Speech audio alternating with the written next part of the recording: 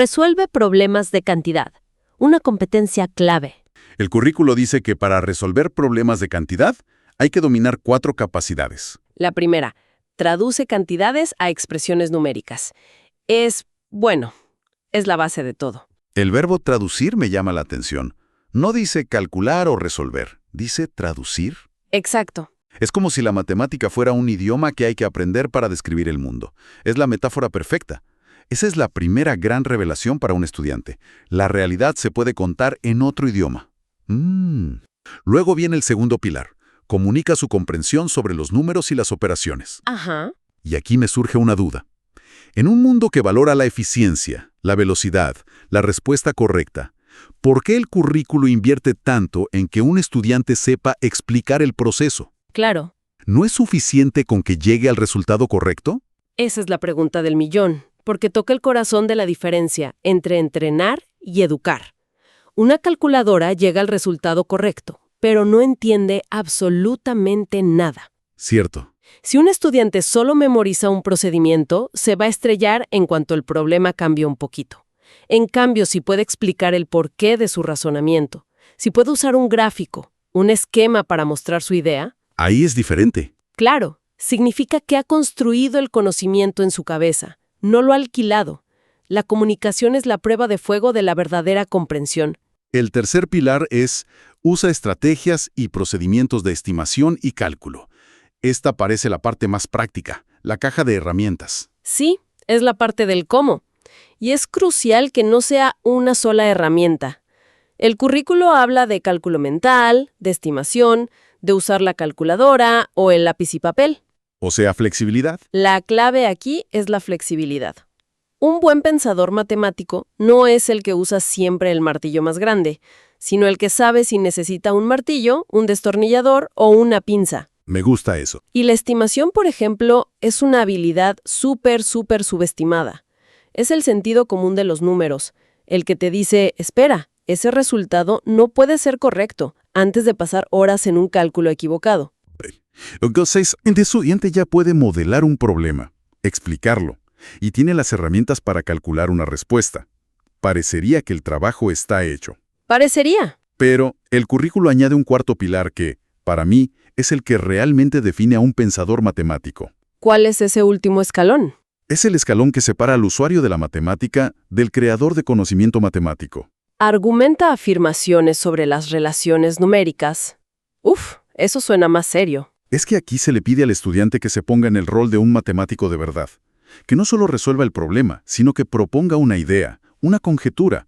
Por ejemplo, siempre que sumas 2 números pares, el resultado es par. Que lo defienda y que sea capaz de defender esa idea, de justificarla con propiedades, con ejemplos y, lo más importante, que aprenda a usar el arma más letal de la lógica, el contraejemplo.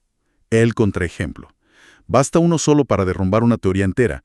Es una forma de pensar muy poderosa. Poderosísima. Con estos 4 pilares en mente, el viaje que propone el documento se vuelve mucho más claro. Empecemos por el principio, el nivel 1. ¿Cómo se ve la matemática en un niño que apenas está aprendiendo a hablar? Pues es matemática pura, pero sin un solo número. Es totalmente sensorial. Sensorial. Sí, el documento habla de agrupar objetos por color o forma, de hacer filas, de comparar. Es el momento de los cuantificadores intuitivos. Muchos, pocos, ninguno. Claro. Un niño en esta etapa entiende perfectamente la diferencia entre tener muchos caramelos y pocos caramelos. Y esa distinción es la semilla de todo el pensamiento numérico. Entiendo. También entienden pesa más o pesa menos al coger 2 juguetes. Es matemática que se siente en el cuerpo. Es la física intuitiva del mundo. Pero el salto al nivel 2 es brutalmente rápido. De repente aparecen la suma y la resta. Sí, el cambio es grande. El documento dice que los estudiantes aprenden a traducir acciones de juntar, separar, agregar, quitar a operaciones formales. ¿Cómo se produce ese chispazo? El chispazo se produce cuando se conecta el lenguaje simbólico, el más, el menos, con esas acciones físicas que ya conocen. Señal para construir ese puente. El uso de unidades no convencionales. Antes de hablar de metros o kilos, se pide que midan con lo que tengan a mano. ¿Te refieres a, no sé, medir el largo de la mesa con palmas de la mano o algo así? Justo eso. O ver ¿Cuántos borradores pesa un estuche en una balanza casera? Suena divertido. Suena a juego, pero pedagógicamente es una bomba. Lo que enseña no es la medida exacta, sino la idea abstracta de medir. La idea de que para cuantificar algo necesitas una unidad de referencia y ver cuántas veces cabe. Ah, claro. Eso con un zapato, entender qué es un metro es facilísimo. Se está construyendo el concepto antes de ponerle el nombre formal. Y a partir de aquí, la aceleración es tremenda. Saltamos a los niveles 3 y 4 y el universo se expande. Multiplicación, división, fracciones, decimales, potencias. Potencias cuadradas y cúbicas. Sí. Los estudiantes pasan de contar hasta 100 a manejar números de 6 cifras. Es una explosión de complejidad. Pero fíjate que todo sigue anclado en los pilares. La multiplicación no se presenta como una tabla que hay que memorizar, sino como una forma de traducir acciones, de repetir una misma cantidad. Claro, tiene sentido. Y es aquí donde aparece uno de los mayores dolores de cabeza de la matemática escolar: las fracciones. Totalmente. Para muchos, la fracción es solo una parte de una pizza. El clásico ejemplo. Pero el currículo insiste en algo mucho más profundo. Dice que el estudiante debe entenderla como operador y como cociente. Suena denso, pero me imagino que es clave para no quedarse estancado. Es la diferencia entre el cielo y la tierra. Si la fracción es solo una parte de una pizza, ¿qué significa 3/4 de 20 personas? Claro, no puedes cortar a la gente. Exacto. La idea de operador cambia el juego. La fracción es una acción que se aplica a un número. 3/4 de es una instrucción. Es como una máquina que toma el 20, lo divide en 4 partes y se queda con 3. Es dinámico. Y la otra idea. Cociente. Y entenderla como cociente, que 3/4 es literalmente el resultado de dividir 3 entre 4, es lo que te abre la puerta al mundo de los decimales y los porcentajes. Sin esa doble visión, las fracciones son un callejón sin salida. Y me gusta que el documento sea práctico en esto. Menciona explícitamente trabajar con fracciones usuales y porcentajes usuales. Sí, eso es muy inteligente. No intenta que dominen 13/17, sino un medio, 3/4, 10%, 25%, 50%. Claro. Es como darles las herramientas que más van a usar en la vida real para que ganen confianza. Es una estrategia pedagógica muy astuta. Construye fluidez y sentido numérico. Se enfoca en que el estudiante se sienta cómodo con los números que ve en las tiendas, en las noticias. Claro. La maestría con los casos más complejos ya vendrá después, pero el cimiento es la familiaridad y la confianza. Entonces, si en el nivel 4 ya estamos con potencias y decimales, ¿a dónde nos lleva el resto del viaje?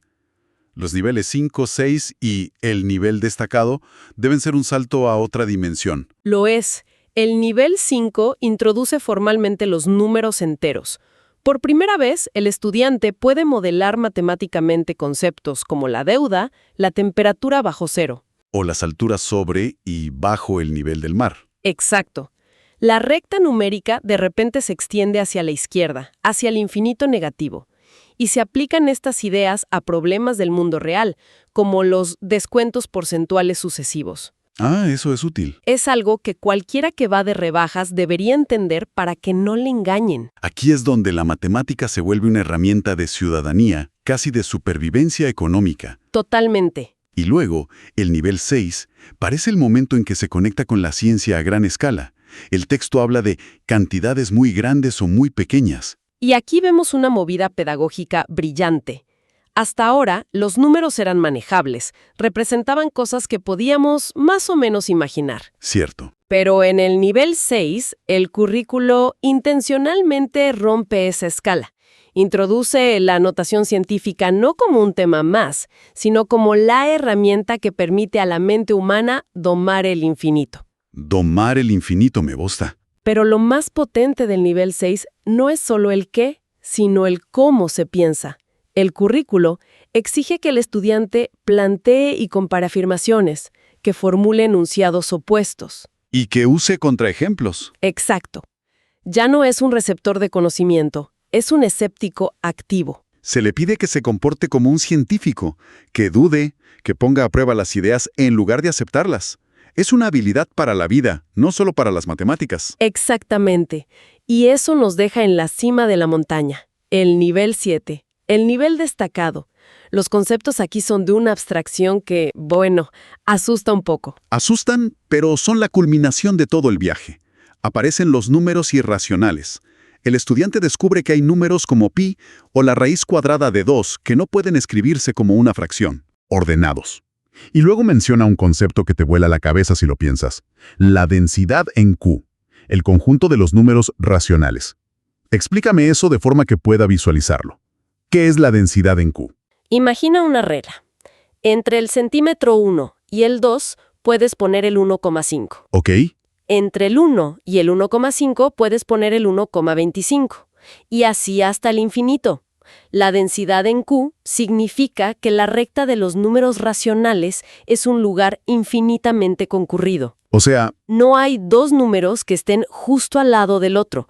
Siempre hay un infinito de otros números metidos en medio. Rompe por completo la idea infantil de que los números van en una fila ordenada como soldaditos. ¡Qué locura! Es una idea de infinito que es alucinante. Es increíble. Y la última habilidad que se menciona es la capacidad de sustentar afirmaciones con demostraciones. Ese es el estándar de oro de las matemáticas. Ese es el final del juego. Ya no es solo argumentar, es construir una prueba lógica irrefutable. Exacto. Es el punto final del viaje.